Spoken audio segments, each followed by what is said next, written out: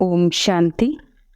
ಇಂದಿನ ಮುರಳಿಯ ದಿನಾಂಕ 27/9/2024. ಪ್ರಾಪ್ತ ಮುರಳಿ. ಓಂ ಶಾಂತಿ. ಬಾಪ್ತಾದ ಮಧುಬಣ. ಮಧುರ ಮಕ್ಕಳೇ, ನೆನಪಿನ ಪರಿಶ್ರಮವನ್ನು ನೀವೆಲ್ಲರೂ ಪಡೆಯಬೇಕಾಗಿದೆ. ನಿಮ್ಮನ್ನು ಆತ್ಮನೆಂದು ತಿಳಿದು ತಂದೆಯಾದ ನನ್ನ ನೆನಪು ಮಾಡಿ, ಆಗ ನಿಮ್ಮನ್ನು ಎಲ್ಲ ಪಾಪಗಳಿಂದ ಮುಕ್ತರನ್ನಾಗಿ ಮಾಡುತ್ತೇನೆ. ಪ್ರಶ್ನೆ: ಸರ್ವರ ಸದ್ಗತಿಯ ಸ್ಥಾನವು ಯಾವುದಾಗಿದೆ? ಅದರ ಮಹತ್ವವು ಇಡೀ ಪ್ರಪಂಚಕ್ಕೆ ತಿಳಿಯುತ್ತದೆ. ಉತ್ತರ: ಅಭುಭೂಮಿಯ ಎಲ್ಲರ ಸದ್ಗತಿಯ ಸ್ಥಾನವಾಗಿದೆ. ನೀವು ಬ್ರಹ್ಮಕುಮಾರಿಯರು ಎಂಬುದರ ಮುಂದೆ ಬ್ರ್ಯಾಕೆಟ್ನಲ್ಲಿ ಬರೆಯಬಹುದು. ಇದು ಸರ್ವೋತ್ತಮ ತೀರ್ಥಸ್ಥಾನವಾಗಿದೆ. ಇಲ್ಲಿಂದಲೇ ಇಡೀ ಪ್ರಪಂಚ ಸದ್ಗತಿಯಾಗಬೇಕಾಗಿದೆ. ಸರ್ವರ ಸದ್ಗತಿದಾತ ತಂದೆ ಮತ್ತು ಆಡಮ್ ಅಂದರೆ ಬ್ರಹ್ಮನಲ್ಲಿ ಕುಳಿತು ಎಲ್ಲರ ಸದ್ಗತಿ ಮಾಡುತ್ತಾರೆ. ಆಡಮ್ ಎಂದರೆ ಆದ್ಮಿ ಅಂದರೆ ಮನುಷ್ಯನೇ ಹೊರತು ಅವರು ದೇವತೆ ಅಲ್ಲ. ಅವರಿಗೆ ಭಗವಂತನೆಂದು ಹೇಳಲು ಸಾಧ್ಯವಿಲ್ಲ. ಓಂ ಶಾಂತಿ. ಡಬಲ್ ಓಂ ಶಾಂತಿ. ಯಾಕಂದರೆ ಒಂದು ತಂದೆಯಾಗಿದೆ, ಇನ್ನೊಂದು ದಾದಾ ಇರುವುದಾಗಿದೆ. ಇಬ್ಬರು ಕುಳಿತಿದ್ದಾರಲ್ಲವೇ, ಅವರು ಪರಂ ಆತ್ಮನಾಗಿದ್ದಾರೆ, ಇವರು ಆತ್ಮನಾಗಿದ್ದಾರೆ. ತಂದೆಯೂ ಸಹ ಲಕ್ಷ್ಯವನ್ನು ತಿಳಿಸುತ್ತಾರೆ. ನಾನು ಪರಂಧಾಮದ ನಿವಾಸಿಯಾಗಿದ್ದೇನೆ. ಇಬ್ಬರೂ ಸಹ ಇದೇ ರೀತಿ ಹೇಳುತ್ತಾರೆ. ಓಂ ಶಾಂತಿ ಎಂದು ತಂದೆಯು ಹೇಳುತ್ತಾರೆ. ಬ್ರಹ್ಮಾರವರು ಸಹ ಹೇಳುತ್ತಾರೆ, ಮಕ್ಕಳು ಸಹ ಹೇಳುತ್ತೀರಿ. ಓಂ ಶಾಂತಿ ಅರ್ಥಾತ್ ನಾವಾತ್ಮಗಳು ಶಾಂತಿಧಾಮದ ನಿವಾಸಿಯಾಗಿದ್ದೇವೆ. ಇಲ್ಲಿ ಬೇರೆ ಬೇರೆಯಾಗಿ ಕುಳಿತುಕೊಳ್ಳಬೇಕಾಗಿದೆ. ಇಲ್ಲಿ ಅಂಗಕ್ಕೆ ಅಂಗವು ತಾಕುವಂತೆ ಕುಳಿತುಕೊಳ್ಳಬಾರದು. ಏಕೆಂದರೆ ಪ್ರತಿಯೊಬ್ಬರ ಯೋಗ ಸ್ಥಿತಿಯಲ್ಲಿ ರಾತ್ರಿ ಹಗಲಿನ ಅಂತರವಿದೆ. ಕೆಲವರು ಬಹಳ ಚೆನ್ನಾಗಿ ಯೋಗ ಮಾಡುತ್ತಾರೆ, ಇನ್ನೂ ಕೆಲವರು ನೆನಪೇ ಮಾಡುವುದಿಲ್ಲ. ಯಾರು ಯೋಗ ಮಾಡುವುದಿಲ್ಲ, ಯಾರು ನೆನಪು ಮಾಡುವುದೇ ಇಲ್ಲವೋ ಅವರು ಪಾಪಾತ್ಮರು, ತಮೋಪ್ರಧಾನರಾಗಿದ್ದಾರೆ. ಮತ್ತು ಯಾರು ನೆನಪು ಮಾಡುತ್ತಾರೆಯೋ ಅವರು ಸತೋಪ್ರಧಾನ ಪುಣ್ಯಾತ್ಮರಾದರು. ಬಹಳ ಅಂತರವಾಯಿತಲ್ಲವೇ? ಮನೆಯಲ್ಲಿ ಭಲೆ ಜೊತೆ ಇರುತ್ತಾರೆ, ಆದರೆ ಅಂತರವಂತೂ ಇರುತ್ತದೆ ಅಲ್ಲವೇ?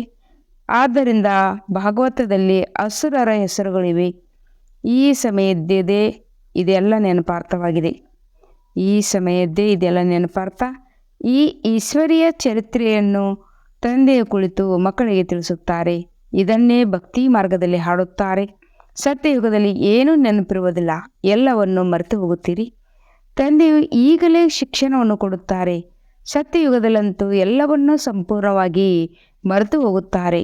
ನಂತರ ದ್ವಾಪಾರದಲ್ಲಿ ಶಾಸ್ತ್ರ ಇತ್ಯಾದಿಗಳನ್ನು ರಚಿಸುತ್ತಾರೆ ಮತ್ತು ರಾಜಯೋಗವನ್ನು ಕಲಿಸುವ ಪ್ರಯತ್ನ ಪಡುತ್ತಾರೆ. ಆದರೆ ರಾಜಯೋಗವನ್ನಂತೂ ಕಲಿಸಲು ಸಾಧ್ಯವಿಲ್ಲ. ರಾಜಯೋಗವನ್ನು ತಂದೆಯು ಸಮ್ಮುಖದಲ್ಲಿ ಬಂದಾಗ ಕಲಿಸುತ್ತಾರೆ. ತಂದೆಯು ಹೇಗೆ ರಾಜಯೋಗವನ್ನು ಕಲಿಸುತ್ತಾರೆಂದು ನಿಮಗೆ ತಿಳಿದಿದೆ. ಮತ್ತೆ 5,000 ವರ್ಷಗಳ ನಂತರ ಬಂದು ಇದೇ ರೀತಿ ಹೇಳುತ್ತಾರೆ, ಮಧುರಾತಿ ಮಧುರ ಮಕ್ಕಳೇ ಎಂದು. ಈ ರೀತಿ ಯಾವುದೇ ಮನುಷ್ಯರಿಗೆಂದು ಹೇಳಲು ಸಾಧ್ಯವಿಲ್ಲ, ಅಥವಾ ದೇವತೆಗಳಿಗೂ ಹೇಳಲು ಸಾಧ್ಯವಿಲ್ಲ. ಆತ್ಮಿಕ ತಂದೆಯೊಬ್ಬರೇ ಆತ್ಮಿಕ ಮಕ್ಕಳಿಗೆ ಹೇಳುತ್ತಾರೆ. ಒಂದೇ ಬಾರಿ ಪಾತ್ರವನ್ನು ಅಭಿನಯಿಸಿದಿರಿ, ಮತ್ತೆ 5,000 ವರ್ಷಗಳ ನಂತರ ಪಾತ್ರವನ್ನು ಅಭಿನಯಿಸುತ್ತೀರಿ. ಏಕೆಂದರೆ ಮತ್ತೆ ನೀವು ಏಣಿಯನ್ನು ಇಳಿಯುತ್ತಿರಲಿವೆ. ನಿಮ್ಮ ಬುದ್ಧಿಯಲ್ಲಿ ಈಗ ಆದಿ ಮಧ್ಯ ಅಂತ್ಯದ ರಹಸ್ಯವಿದೆ. ನಿಮಗೆ ಗೊತ್ತಿದೆ, ಅದು ಶಾಂತಿಧಾಮ ಅಥವಾ ಪರಂಧಾಮವಾಗಿದೆ. ನಾವಾತ್ಮಗಳು ಭಿನ್ನ ಭಿನ್ನ ಧರ್ಮದವರು. ನಂಬರ್ 1 ಅಲ್ಲಿ ನಿರಾಕಾರಿ ಪ್ರಪಂಚದಲ್ಲಿರುತ್ತೇವೆ. ಹೇಗೆ ನಕ್ಷತ್ರಗಳು ನೋಡುತ್ತಿರಲಿವೆ, ಹೇಗೆ ನಿಂತಿವೆ ಎಂದು ಕಾಣಿಸುವುದಿಲ್ಲ. ಮೇಲೆ ಯಾವುದೇ ವಸ್ತುವಿಲ್ಲ, ಬ್ರಹ್ಮತತ್ವವಿದೆ. ಇಲ್ಲಿ ನೀವು ಧರಣಿಯ ಮೇಲೆ ನಿಂತಿದ್ದೀರಿ. ಇದು ಕರ್ಮ ಕ್ಷೇತ್ರವಾಗಿದೆ. ಇಲ್ಲಿ ಒಂದು ಶರೀರವನ್ನು ಪಡೆದು ಕರ್ಮ ಮಾಡುತ್ತೀರಿ. ತಂದೆಯು ತಿಳಿಸಿಕೊಟ್ಟಿದ್ದಾರೆ, ನೀವು ಯಾವಾಗ ಆಸ್ತಿಯನ್ನು ಪಡೆಯುತ್ತೀರೋ ಆಗ 21 ಜನ್ಮಗಳು ನಿಮ್ಮನ್ನು ಅಕರ್ಮವನ್ನಾಗಿ ಮಾಡಿಬಿಡುತ್ತದೆ. ಏಕೆಂದರೆ ಅಲ್ಲಿ ರಾವಣ ರಾಜ್ಯವೇ ಇರುವುದಿಲ್ಲ. ಇದು ಈಶ್ವರ್ಯ ರಾಜ್ಯವಾಗಿದೆ. ಅದನ್ನು ಈಗ ಈಶ್ವರನು ಸ್ಥಾಪನೆ ಮಾಡುತ್ತಿದ್ದಾರೆ.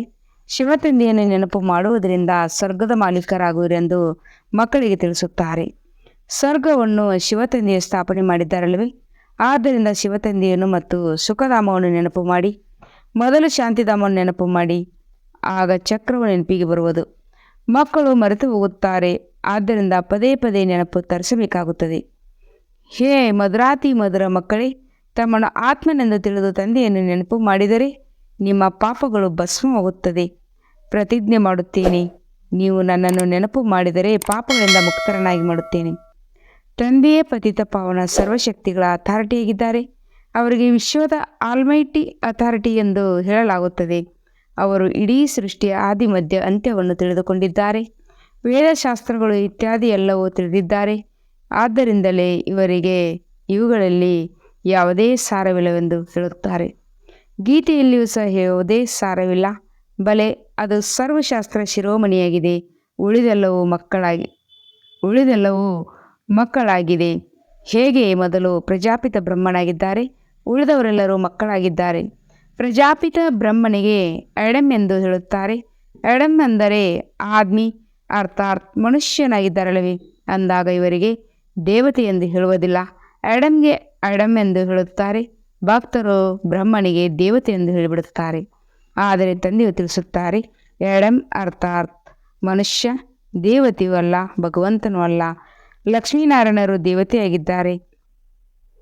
ದೈವಿ ರಾಜ್ಯವು ಸತ್ಯುಗದಲ್ಲಿದೆ, ಹೊಸ ಪ್ರಪಂಚವಲ್ಲವೇ. ಅದು ವಿಶ್ವದ ಅತಿ ದೊಡ್ಡ ಅದ್ಭುತವಾಗಿದೆ ಅಲ್ಲವೇ. ಉಳಿದಂತೆ ಅವೆಲ್ಲವೂ ಮಾಯೆಯ ಅದ್ಭುತಗಳಾಗಿವೆ.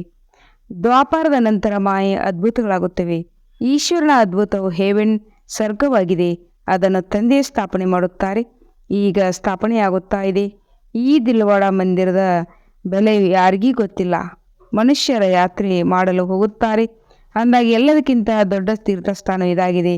ನೀವು ಬರೆಯುತ್ತೀರಲ್ಲವೇ, ಬ್ರಹ್ಮಕುಮಾರಿಸ್ ಈಶ್ವರೀಯ ವಿಶ್ವವಿದ್ಯಾಲಯ ಅಬು ಪರ್ವತ ಅಂದಾಗ ಅದರ ಪಕ್ಕದಲ್ಲಿ ಇದು ಸರ್ವೋತ್ತಮ ತೀರ್ಥಸ್ಥಾನ ಆಗಿದೆ ಎಂಬುದು ಬರೆಯಬೇಕು. ಏಕೆಂದರೆ ನಿಮಗೆ ತಿಳಿದಿದೆ, ಸರ್ವರ ಸದ್ಗತಿಯು ಇರುವುದರಿಂದಲೇ ಆಗುತ್ತದೆ. ಇದನ್ನು ಯಾರೂ ತಿಳಿದುಕೊಂಡಿಲ್ಲ. ಹೇಗೆ ಸರ್ವಶಾಸ್ತ್ರವನೇ ಶಿರೋಮಣಿ ಗೀತೆಯಾಗಿದೆಯೋ ಹಾಗೆ ಸರ್ವತೀರ್ಥಗಳಲ್ಲಿ ಶ್ರೇಷ್ಠಾತಿ ಶ್ರೇಷ್ಠವು ಅಬು ಪರ್ವತವಾಗಿದೆ. ಹೀಗೆ ಬರೆದಾಗ ಮನುಷ್ಯರು ಓದುತ್ತಾರೆ, ಗಮನ ಹರಿಯುತ್ತದೆ. ಇಡೀ ವಿಶ್ವದ ತೀರ್ಥಸ್ಥಾನದಲ್ಲಿ ಇದು ಎಲ್ಲದಕ್ಕಿಂತ ದೊಡ್ಡ ತೀರ್ಥಸ್ಥಾನವಾಗಿದೆ. ಇಲ್ಲಿ ತಂದೆಯು ಕುಳಿತು ಎಲ್ಲರ ಸದ್ಗತಿ ಮಾಡುತ್ತಾರೆ. ತೀರ್ಥಸ್ಥಾನಗಳಲ್ಲಂತೂ ಹೆಚ್ಚಾಗಿದೆ. ಗಾಂಧೀಜಿಯು ಸಮಾಧಿಯನ್ನು ಸಹ ತೀರ್ಥಸ್ಥಾನವೆಂದು ತಿಳಿಯುತ್ತಾರೆ. ಎಲ್ಲರೂ ಹೋಗಿ ಹೂವು ಇತ್ಯಾದಿಗಳನ್ನು ಹಾಕುತ್ತಾರೆ. ಇವರಿಗೆ ಏನು ಗೊತ್ತಿಲ್ಲ. ನೀವು ಮಕ್ಕಳು ತಿಳಿದುಕೊಂಡಿದ್ದಿರಲ್ಲವೇ. ಆದ್ದರಿಂದ ನಿಮಗೆ ಇಲ್ಲಿ ಕುಳಿತಿದ್ದಂತೆಯೇ ಬಹಳ ಖುಷಿ ಇರಬೇಕು. ನಾವು ಸ್ವರ್ಗದ ಸ್ಥಾಪನೆ ಮಾಡುತ್ತಿದ್ದೇವೆ. ಈಗ ತನ್ನನ್ನು ಆತ್ಮನೆಂದು ತಿಳಿದು ನನ್ನನ್ನು ನೆನಪು ಮಾಡಿ ಎಂದು ತಂದೆಯು ತಿಳಿಸುತ್ತಾರೆ. ವಿದ್ಯೆಯೂ ಸಹ ಬಹಳ ಸಹಜವಾಗಿದೆ.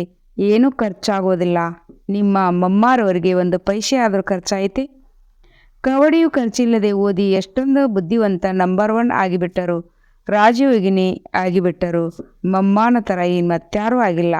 ನೋಡಿ, ಆತ್ಮಗಳಿಗೆ ಓದಿಸುತ್ತಾರೆ. ಆತ್ಮಗಳಿಗೆ ರಾಜ್ಯ ಸಿಗುತ್ತದೆ. ಆತ್ಮವೇ ರಾಜ್ಯವನ್ನು ಕಳೆದುಕೊಂಡಿದೆ. ಇಷ್ಟೊಂದು ಸೂಕ್ಷ್ಮ ಆತ್ಮವು ಎಷ್ಟೊಂದು ಕೆಲಸ ಮಾಡುತ್ತದೆ. ಅತಿ ಕೆಟ್ಟ ಕೆಲಸವು ವಿಕಾರದಲ್ಲಿ ಹೋಗುವುದಾಗಿದೆ. ಆತ್ಮವು 84 ಜನ್ಮಗಳ ಪಾತ್ರವನ್ನು ಅಭಿನಯಿಸುತ್ತದೆ. ಅತಿ ಸೂಕ್ಷ್ಮ ಆತ್ಮದಲ್ಲಿ ಎಷ್ಟೊಂದು ಶಕ್ತಿ ಇದೆ. ಇಡೀ ವಿಶ್ವದ ಮೇಲೆ ರಾಜ್ಯ ಮಾಡುತ್ತದೆ. ಈ ದೇವತೆಗಳ ಆತ್ಮದಲ್ಲಿ ಎಷ್ಟೊಂದು ಶಕ್ತಿ ಇದೆ. ಪ್ರತಿಯೊಂದು ಧರ್ಮದಲ್ಲಿ ಎಷ್ಟೊಂದು ಶಕ್ತಿ ಇರುತ್ತದೆ. ಕ್ರಿಶ್ಚಿಯನ್ ಧರ್ಮದಲ್ಲಿ ಎಷ್ಟೊಂದು ಶಕ್ತಿ ಇದೆ. ಆತ್ಮದಲ್ಲಿ ಇಷ್ಟೊಂದು ಶಕ್ತಿ ಇದೆ. ಅದು ಶರೀರದ ಮೂಲಕ ಕರ್ಮ ಮಾಡುತ್ತದೆ. ಆತ್ಮವೇ ಇಲ್ಲಿ ಬಂದು ಈ ಕರ್ಮಕ್ಷೇತ್ರದಲ್ಲಿ ಕರ್ಮ ಮಾಡುತ್ತದೆ. ಇಲ್ಲಿ ಕೆಟ್ಟ ಕರ್ತವ್ಯ ಆಗುವುದಿಲ್ಲ. ಯಾವುದೇ ರಾವಣ ರಾಜ್ಯವು ಬರುವುದೋ ಆಗಲೇ ಆತ್ಮ ವಿಕಾರ ಮಾರ್ಗದಲ್ಲಿ ಹೋಗುತ್ತದೆ. ವಿಕಾರವಂತೂ ಸದಾ ಇದ್ದೇ ಇರುತ್ತದೆ ಎಂದು ಮನುಷ್ಯರು ಹೇಳುತ್ತಾರೆ. ಆದರೆ ನೀವು ಅವರಿಗೆ ತಿಳಿಸಿ, ಅಲ್ಲಿ ರಾವಣ ರಾಜ್ಯವೇ ಇಲ್ಲವೆಂದಾಗ ವಿಕಾರವು ಹೇಗೆ ಇರಲು ಸಾಧ್ಯ?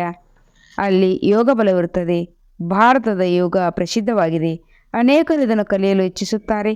ಆದರೆ ಯಾವಾಗ ನೀವು ಕಲಿಸುತ್ತೀರೋ ಆಗ ಮತ್ತಾರೂ ಸಹ ಕಲಿಸಲು ಸಾಧ್ಯವಿಲ್ಲ.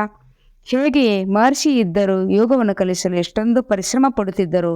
ಆದರೆ ಈಗ ಹಠ ಯೋಗಿಯು ರಾಜಯೋಗವನ್ನು ಕಲಿಸಲು ಹೇಗೆ ಸಾಧ್ಯವೆಂದು ಪ್ರಪಂಚಕ್ಕೆ ಏನು ಗೊತ್ತಿದೆ?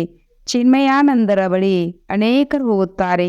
ಸತ್ಯವಾಗಿಯೂ ಭಾರತದ ಪ್ರಾಚೀನ ರಾಜಯೋಗವನ್ನು ಬ್ರಹ್ಮಕುಮಾರ ಕುಮಾರಿಯರ ವಿನ ಮತ್ತಾರು ತಿಳಿಸಲು ಸಾಧ್ಯವಿಲ್ಲ. ಆದರೆ ಈಗ ಈ ಶಬ್ದವು ಹರಡುವ ಹಾಗಿಲ್ಲ. ಎಲ್ಲರೂ ತಿಳಿಯುತ್ತಾರೆ. ಬಹಳ ಪರಿಶ್ರಮವಿದೆ, ಮಹಿಮೆಯೂ ಆಗುವುದು. ಅಹೋ ಪ್ರಭು, ನಿಮ್ಮ ಲೀಲೆಯು ಅಪರಂಪಾರವೆಂದು ಅಂತಿಮದಲ್ಲಿ ಹೇಳುತ್ತಾರಲ್ಲವೇ. ಈಗ ನೀವು ತಿಳಿಯುತ್ತೀರಿ. ನಿಮ್ಮ ವಿನ ತಂದೆಯನ್ನು ಅವರು ಪಾರಲೌಕಿಕ ತಂದೆ ಶಿಕ್ಷಕ ಸದ್ಗುರುವಾಗಿದ್ದಾರೆಂದು ಮತ್ತಾರು ತಿಳಿದುಕೊಂಡಿಲ್ಲ. ಇಲ್ಲಿಯೂ ಅನೇಕರಿದ್ದಾರೆ. ನಡೆಯುತ್ತಾ ನಡೆಯುತ್ತಾ ಮಾಯೆಯು ಆಕರ್ಷಣೆ ಮಾಡುತ್ತದೆ. ಆದ್ದರಿಂದ ಒಮ್ಮೆಲೇ ಮಾಯೆಯು ವಿಘ್ನಗಳನ್ನು ಹಾಕುತ್ತದೆ. ನಿಮ್ಮದು ಬಹಳ ಉನ್ನತ ಗುರಿಯಾಗಿದೆ, ಯುದ್ಧದ ಮೈದಾನವಾಗಿದೆ. ಆದರೆ ಇದರಲ್ಲಿ ಮಾಯೆಯು ಬಹಳ ವಿಘ್ನಗಳನ್ನು ಹಾಕುತ್ತದೆ. ಅವರು ವಿನಾಶಕ್ಕೆ ತಯಾರಿ ಮಾಡುತ್ತಿದ್ದಾರೆ. ನೀವಿಲ್ಲಿ ಪಂಚವಿಕಾರಗಳನ್ನು ಗೆಲ್ಲಲು ಪುರುಷಾರ್ಥ ಮಾಡುತ್ತಿದ್ದೀರಿ. ನೀವು ವಿಜಯಕ್ಕಾಗಿ, ಅವರು ವಿನಾಶಕ್ಕಾಗಿ ಪುರುಷಾರ್ಥ ಮಾಡುತ್ತಿದ್ದಾರೆ. ಎರಡು ಕೆಲಸಗಳು ಒಟ್ಟಿಗೆ ಆಗುತ್ತದೆ ಅಲ್ಲವೇ? ಇನ್ನು ಸ್ವಲ್ಪ ಸಮಯವಿದೆ. ನಮ್ಮ ರಾಜ್ಯವು ಸ್ಥಾಪನೆಯಾಗಿಲ್ಲ. ರಾಜರು ಪ್ರಜೆಗಳು ಈಗ ಎಲ್ಲರೂ ಆಗಬೇಕಾಗಿದೆ. ನೀವು ಅರ್ಧಕಲ್ಪಕ್ಕಾಗಿ ಆಸ್ತಿಯನ್ನು ಪಡೆಯುತ್ತಿದ್ದೀರಿ. ಬಾಕಿ ಮೋಕ್ಷವಂತೂ ಯಾರಿಗೂ ಸಿಗಲು ಸಾಧ್ಯವಿಲ್ಲ. ಇಂಥವರು ಮೋಕ್ಷವನ್ನು ಪಡೆದರೆಂದು ಬಲೆ ಹೇಳುತ್ತಾರೆ. ಆದರೆ ಸತ್ತ ನಂತರ ಅವರು ಎಲ್ಲಿ ಹೋದರೆಂದು ಅವರಿಗೆ ತಿಳಿಯುತ್ತದೆ. ಹಾಗೆಯೇ ಅಸತ್ಯವನ್ನು ಹೇಳುತ್ತಿರುತ್ತಾರೆ. ನಿಮಗೆ ತಿಳಿದಿದೆ, ಯಾರು ಶರೀರ ಬಿಡುತ್ತಾರೆಯೋ ಅವರು ಅವಶ್ಯವಾಗಿ ಇನ್ನೊಂದು ಶರೀರವನ್ನು ಪಡೆಯುತ್ತಾರೆ. ಮೋಕ್ಷವನ್ನು ಪಡೆಯಲು ಸಾಧ್ಯವಿಲ್ಲ. ನೀರಿನ ಗುಳ್ಳೆಯು ನೀರಿನಲ್ಲಿ ಲೀನವಾಗಿಬಿಡುತ್ತದೆ ಎಂದಲ್ಲ ತಂದೆಯು ತಿಳಿಸುತ್ತಾರೆ. ಈ ಶಾಸ್ತ್ರಗಳೆಲ್ಲವೂ ಭಕ್ತಿ ಮಾರ್ಗದ ಸಾಮಗ್ರಿಯಾಗಿದೆ. ನೀವು ಮಕ್ಕಳು ಸಮ್ಮುಖದಲ್ಲಿ ಕೇಳುತ್ತೀರಿ, ಬಿಸಿ ಬಿಸಿಯಾದ ಹಲ್ವಾ ತಿನ್ನುತ್ತೀರಿ. ಎಲ್ಲರಿಗಿಂತ ಹೆಚ್ಚಿನದಾಗಿ ಬಿಸಿ ಹಲ್ವಾ ಯಾರು ತಿನ್ನುತ್ತಾರೆ? ಬ್ರಹ್ಮ. ಇವರಂತೂ ತಂದೆಯ ಆತ್ಮದ ಪಕ್ಕದಲ್ಲಿ ಕುಳಿತಿರುತ್ತಾರೆ. ಅಂದಾಗ ತಕ್ಷಣ ಹೇಳುತ್ತಾರೆ, ಕೇಳುತ್ತಾರೆ ಮತ್ತು ಧಾರಣೆ ಮಾಡಿಕೊಳ್ಳುತ್ತಾರೆ. ಮತ್ತು ಇವರೇ ಶ್ರೇಷ್ಠ ಪದವಿಯನ್ನು ಪಡೆಯುತ್ತಾರೆ. ಸೂಕ್ಷ್ಮವತನದಲ್ಲಿ, ವೈಕುಂಠದಲ್ಲಿ ಇವರದೇ ಸಾಕ್ಷಾತ್ಕಾರ ಮಾಡುತ್ತಾರೆ. ನೀವು ಸಹ ಈ ಕಣ್ಣುಗಳಿಂದ ಅವರನ್ನೇ ನೋಡುತ್ತೀರಿ. ತಂದೆಯಂತೂ ಎಲ್ಲರಿಗೂ ಓದಿಸುತ್ತಾರೆ. ಆದರೆ ನೆನಪಿನ ಪರಿಶ್ರಮವಿದೆ. ನೆನಪಿನಲ್ಲಿರುವುದು ನಿಮಗೆ ಹೇಗೆ ಪರಿಶ್ರಮ ಎನಿಸುತ್ತದೆಯೋ ಹಾಗೆ ಇವರಿಗೂ ಅನಿಸುತ್ತದೆ. ಇದರಲ್ಲಿ ಯಾವುದೇ ಕೃಪೆಯ ಮಾತಿಲ್ಲ. ತಂದೆಯು ತಿಳಿಸುತ್ತಾರೆ, ನಾನು ಇವರ ಶರೀರವನ್ನು ಲೋನ್ ಆಗಿ ಪಡೆದಿದ್ದೇನೆ. ಅವರ ಲೆಕ್ಕವನ್ನು ಅವರಿಗೆ ಕೊಟ್ಟು ಬಿಟ್ಟಿದ್ದೇನೆ. ಆದರೆ ನೆನಪಿನ ಪುರುಷಾರ್ಥವನ್ನಂತೂ ಇವರೂ ಸಹ ಮಾಡಬೇಕಾಗಿದೆ. ಪಕ್ಕದಲ್ಲೇ ಕುಳಿತಿದ್ದಾರೆಂದು ತಿಳಿಯುತ್ತೇನೆ. ಬ್ರಹ್ಮ ತಂದೆಯನ್ನು ನಾನು ನೆನಪು ಮಾಡುತ್ತಾ ಮತ್ತೆ ಮರೆತು ಹೋಗುತ್ತೇನೆ. ಬ್ರಹ್ಮಬಾಬರು ಹೇಳ್ತಾರೆ, ತಂದೆಯನ್ನು ನಾನು ನೆನಪು ಮಾಡುತ್ತಾ ಮತ್ತೆ ಮರೆತು ಹೋಗುತ್ತೇನೆ. ಎಲ್ಲರಿಗಿಂತ ಹೆಚ್ಚಿನ ಪರಿಶ್ರಮವನ್ನು ಇವರೇ ಪಡಬೇಕಾಗುತ್ತದೆ. ಯುದ್ಧದ ಮೈದಾನದಲ್ಲಿ ಯಾವ ಮಹಾರಥಿ ಶಕ್ತಿಗಳಿರುತ್ತಾರೆ? ಹೇಗೆ ಮಹಾವೀರನ ಉದಾಹರಣೆ ಇದೆ ಎಂದಾಗ ಅವರಿಗೆ ಮಾಯೆಯು ಪರೀಕ್ಷೆಯನ್ನು ತೆಗೆದುಕೊಳ್ಳುತ್ತದೆ. ಏಕೆಂದರೆ ಅವರು ಮಹಾವೀರರಾಗಿದ್ದರು. ಯಾರು ಹೆಚ್ಚಿನ ಬಲಶಾಲಿಯೋ ಅಷ್ಟೇ ಹೆಚ್ಚಿನದಾಗಿ ಮಾಯೆಯು ಅವರಿಂದ ಪರೀಕ್ಷೆ ತೆಗೆದುಕೊಳ್ಳುತ್ತದೆ. ಹೆಚ್ಚಿನ ಬಿರುಗಾಳಿ ಬರುತ್ತದೆ. ಬಾಬಾ, ನಮಗೆ ಈ ರೀತಿ ಆಗುತ್ತದೆ ಎಂದು ಮಕ್ಕಳು ಕರೆಯುತ್ತಾರೆ. ಇದಕ್ಕೆ ತಂದೆಯು ತಿಳಿಸುತ್ತಾರೆ, ಮಕ್ಕಳೇ, ಇದೆಲ್ಲವೂ ಆಗುತ್ತದೆ, ಎಚ್ಚರಿಕೆಯಿಂದಿರಿ ಎಂದು ತಂದೆಯು ಪ್ರತಿನಿತ್ಯವೂ ತಿಳಿಸುತ್ತಾರೆ. ಬಾಬಾ, ಮಾಯೆಯು ಬಹಳ ಬಿರುಗಾಳಿಯನ್ನು ತರುತ್ತದೆ ಎಂದು ಬರೆಯುತ್ತಾರೆ. ಕೆಲವರು ದೇಹಾಭಿಮಾನಿಗಳಾಗಿರುತ್ತಾರೆ. ಅಂಥವರಿಗೆ ತಂದೆಯು ತಿಳಿಸುವುದೇ ಇಲ್ಲ. ನೀವೀಗ ಬಹಳ ಬುದ್ಧಿವಂತರಾಗಿದ್ದೀರಿ. ಆತ್ಮವು ಪವಿತ್ರವಾಗಿರುವುದರಿಂದ ಮತ್ತೆ ಶರೀರವು ಪವಿತ್ರವಾಗಿರುವುದೇ ಸಿಗುವುದು. ಆತ್ಮವು ಎಷ್ಟು ಚಮತ್ಕಾರಿಯಾಗಿ ಬಿಡುತ್ತದೆ. ಮೊದಲಿಗೆ ಬಡವರೇ ತಿಳಿದುಕೊಳ್ಳುತ್ತಾರೆ. ತಂದೆಗೂ ಸಹ ಬಡವರ ಬಂಧುವೆಂದು ಗಾಯನವಿದೆ. ಉಳಿದವರೆಲ್ಲರೂ ತಡವಾಗಿ ಬರುತ್ತಾರೆ. ನಿಮಗೆ ಗೊತ್ತಿದೆ, ಎಲ್ಲಿಯವರೆಗೆ ಸಹೋದರ ಸಹೋದರಿ ಆಗುವುದಿಲ್ಲವೋ ಅಲ್ಲಿಯವರೆಗೆ ಸಹೋದರ ಸಹೋದರರು ಹೇಗಾಗುತ್ತೀರಿ? ಪ್ರಜಾಪಿತ ಬ್ರಹ್ಮನ ಸಂತಾನರಂತೂ ಸಹೋದರ ಸಹೋದರಿಯಾಗಿದ್ದಿರಲ್ಲವೇ? ತಂದೆಯು ಆತ್ಮದ ದೃಷ್ಟಿಯಲ್ಲಿ ಸಹೋದರ ಸಹೋದರಿ ಎಂದು ತಿಳಿಯಿರಿ ಎಂದು ಹೇಳುತ್ತಾರೆ. ಇದು ಕೊನೆಯ ಸಂಬಂಧವಾಗಿದೆ. ಮತ್ತೆ ಮೇಲೂ ಸಹ ನೀವು ಹೋಗಿ ಸಹೋದರರೊಂದಿಗೆ ಮಿಲನ ಮಾಡುತ್ತೀರಿ. ನಂತರ ಸತ್ಯುಗದಲ್ಲಿ ಹೊಸ ಸಂಬಂಧವು ಪ್ರಾರಂಭವಾಗುವುದು. ಅಲ್ಲಿ ಚಿಕ್ಕಪ್ಪ, ದೊಡ್ಡಪ್ಪ, ಮಾವ ಮೊದಲಾದ ಬಹಳಷ್ಟು ಸಂಬಂಧಗಳಿರುವುದಿಲ್ಲ. ಬಹಳ ಚಿಕ್ಕದಾದ ಸಂಬಂಧವಿರುತ್ತದೆ. ನಂತರ ಹೆಚ್ಚಾಗುತ್ತಾ ಹೋಗುತ್ತದೆ. ಈಗಂತೂ ತಂದೆಯು ತಿಳಿಸುತ್ತಾರೆ, ಮಕ್ಕಳೇ, ಸಹೋದರ ಸಹೋದರಿಯರು ಅಲ್ಲ, ಈಗ ಸಹೋದರ ಸಹೋದರರೆಂದು ತಿಳಿಯಿರಿ. ನಾಮರೂಪದಿಂದಲೂ ಹೊರಬೇರಬೇಕಾಗಿದೆ. ತಂದೆಯು ಆತ್ಮಗಳಿಗೆ ಓದಿಸುತ್ತಾರೆ, ಪ್ರಜಾಪಿತ ಬ್ರಹ್ಮನ ಸಂಬಂಧದಿಂದ ಸಹೋದರ ಸಹೋದರಾಗಿದ್ದೀರಲ್ಲವೇ? ಕೃಷ್ಣನಂತೂ ಮಗುವಾಗಿದ್ದಾನೆ ಅಂದ ಮೇಲೆ ಕೃಷ್ಣನು ಸಹೋದರನಾಗಿದ್ದಾನೆ. ಹೇಗೆ ಮಾಡುತ್ತಾನೆ? ಗೀತೆಯಲ್ಲಂತೂ ಈ ಮಾತುಗಳಿಲ್ಲ. ಇದು ಸಂಪೂರ್ಣ ಭಿನ್ನವಾದ ಮಾತುಗಳಾಗಿವೆ. ನಾಟಕದಲ್ಲಿ ಎಲ್ಲವೂ ನಿಗದಿಯಾಗಿದೆ. ಒಂದು ಸೆಕೆಂಡ್ನ ಪಾತ್ರವು ಇನ್ನೊಂದು ಸೆಕೆಂಡಿಗೆ ಹೋಲುವುದಿಲ್ಲ. ಎಷ್ಟು ತಿಂಗಳು, ಎಷ್ಟು ಗಂಟೆ, ಎಷ್ಟು ದಿನಗಳು ಕಳೆಯಬೇಕಾಗಿದೆಯೋ ಮತ್ತೆ 5,000 ವರ್ಷಗಳ ನಂತರ ಅದೇ ರೀತಿ ಕಳೆಯುತ್ತದೆ. ಕಡಿಮೆ ಬುದ್ಧಿಯವರು ಇಷ್ಟೊಂದು ಧಾರಣೆ ಮಾಡುವುದಿಲ್ಲ. ಆದ್ದರಿಂದಲೇ ತಂದೆಯು ಹೇಳುತ್ತಾರೆ, ಇದಂತೂ ಬಹಳ ಸಹಜವಾಗಿದೆ. ತನ್ನನ್ನು ಆತ್ಮನೆಂದು ತಿಳಿಯಿರಿ. ಬೇಹದ್ದಿನ ತಂದೆಯನ್ನು ನೆನಪು ಮಾಡಿ. ಹಳೆಯ ಪ್ರಪಂಚದ ವಿನಾಶವು ಆಗಲಿದೆ. ಯಾವಾಗ ಸಂಗಮದ ಸಮಯವಾಗುವುದೋ ಆಗಲೇ ನಾನು ಬರುತ್ತೇನೆ. ನೀವೇ ದೇವತೆಗಳಾಗಿದ್ದೀರಿ. ನೀವು ಸಹ ತಿಳಿದುಕೊಂಡಿದ್ದೀರಿ, ಈ ದೇವತೆಗಳ ರಾಜ್ಯವಿದ್ದಾಗ ಮತ್ಯಾವುದೇ ಧರ್ಮವಿರಲಿಲ್ಲ. ಈಗಂತೂ ಇವರ ರಾಜ್ಯವು ಇಲ್ಲವೇ ಇಲ್ಲ. ಒಳ್ಳೆಯದು. ಮಧುರಾತಿ ಮಧುರ ಅಗಲಿ ಹೋಗಿ ಮರಳಿ ಸಿಕ್ಕಿರುವಂತಹ ಮಕ್ಕಳ ಪ್ರತಿ ಮಾತ್ಪೀತ ಬಾಪ್ತಾದರ ನೆನಪು, ಪ್ರೀತಿ ಹಾಗೂ ಸುಪ್ರಭಾತ. ಆತ್ಮೀಯ ಮಕ್ಕಳಿಗೆ ಆತ್ಮೀಯ ತಂದೆಯ ನಮಸ್ತೆ. हम रूहानी बच्चों की रूहानी बाप दादा को याद, प्यार और गुड मॉर्निंग और नमस्ते नमस्ते नमस्ते. ಶುಕ್ರಿಯಾ ಬಾಬಾ, ಶುಕ್ರಿಯಾ. ವಹಾ ಬಾಬಾ ವಹಾ. ಧಾರಣೆಗಾಗಿ ಮುಖ್ಯ ಸಾರ. ಹೊಣ್ಣೆ ಫಂಡ್. ಈಗ ಅಂತಿಮ ಸಮಯವಾಗಿದೆ. ಹಿಂತಿರುಗಿ ಮನೆಗೆ ಹೋಗಬೇಕಾಗಿದೆ. ಆದ್ದರಿಂದ ತಮ್ಮ ಬುದ್ಧಿಯನ್ನು ನಾಮರೂಪದಿಂದ ತೆಗೆಯಬೇಕಾಗಿದೆ. ನಾವಾತ್ಮಗಳು ಪರಸ್ಪರ ಸಹೋದರಾಗಿದ್ದೇವೆಂಬ ಅಭ್ಯಾಸ ಮಾಡಬೇಕಾಗಿದೆ. ದೇಹಾಭಿಮಾನದಲ್ಲಿ ಬರಬಾರದು. ಪ್ರತಿಯೊಬ್ಬರ ಸ್ಥಿತಿ ಮತ್ತು ಯೋಗದಲ್ಲಿ ರಾತ್ರಿ ಹಗಲಿನ ಅಂತರವಿದೆ. ಆದ್ದರಿಂದ ದೂರ ದೂರ ಕುಳಿತುಕೊಳ್ಳಬೇಕಾಗಿದೆ. ಒಬ್ಬರ ಲಿಂಗಕ್ಕೆ ಇನ್ನೊಬ್ಬರ ಅಂಗವು ತಲುಪಬಾರದು. ಪುಣ್ಯಾತ್ಮರಾಗಲು ನೆನಪಿನ ಪರಿಶ್ರಮ ಪಡಬೇಕಾಗಿದೆ. ವರದಾನ. ತಂದೆಯ ಪ್ರೀತಿಯಲ್ಲಿ ತನ್ನ ಮೂಲ ಬಲಹೀನತೆಯನ್ನು ಬಲಿಹಾರಿ ಮಾಡುವಂಥ ಜ್ಞಾನಿತ್ವ ಆತ್ಮಭವ. ಬಾಪ್ತಾದ ನೋಡುತ್ತಾರೆ, ಇಲ್ಲಿಯವರೆಗೂ 5 ವಿಕಾರಗಳ ಅರ್ಥ ಸಂಕಲ್ಪ ಮೆಜಾರಿಟಿಯವರಲ್ಲಿ ನಡೆಯುತ್ತಿದೆ. ಜ್ಞಾನಿತ್ವ ಆತ್ಮಗಳಲ್ಲಿಯೂ ಕೆಲವೊಮ್ಮೆ ತಮ್ಮ ಗುಣ ಅಥವಾ ವಿಶೇಷತೆಯ ಅಭಿಮಾನ ಬಂದುಬಿಡುವುದು. ಪ್ರತಿಯೊಬ್ಬರೂ ತಮ್ಮ ಮೂಲ ಬಲಹೀನತೆ ಅಥವಾ ಮೂಲ ಸಂಸ್ಕಾರವನ್ನು ತಿಳಿದುಕೊಂಡು ಇದ್ದಾರೆ. ಆ ಬಲಹೀನತೆಯನ್ನು ತಂದೆಯು ಪ್ರೀತಿಯಲ್ಲಿ ಅರ್ಪಣೆ ಮಾಡಿಬಿಡಿ. ಇದೇ ಪ್ರೀತಿಯ ನಿದರ್ಶನವಾಗಿದೆ. ಸ್ನೇಹಿ ಅಥವಾ ಜ್ಞಾನಿತ್ವ ಆತ್ಮಗಳು ತಂದೆಯ ಪ್ರೀತಿಯಲ್ಲಿ ವ್ಯರ್ಥ ಸಂಕಲ್ಪಗಳನ್ನು ಸಹ ಅರ್ಪಣೆ ಮಾಡಿಬಿಡುತ್ತಾರೆ. ಸ್ಲೋಗನ್. ಸ್ವಮಾನದ ಸೀಟ್ ಮೇಲೆ ಸ್ಥಿತರಾಗಿ ಸರ್ವರಿಗೆ ಸನ್ಮಾನ ಕೊಡುವಂತಹ ಮಾನನೀಯ ಆತ್ಮ ಆಗಿ. ಸ್ವಮಾನದ ಸೀಟ್ ಮೇಲೆ ಸ್ಥಿತರಾಗಿ ಸರ್ವರಿಗೆ ಸನ್ಮಾನ ಕೊಡುವಂಥ ಮಾನನೀಯ ಆತ್ಮನಾಗಿ. ಓಂ ಶಾಂತಿ.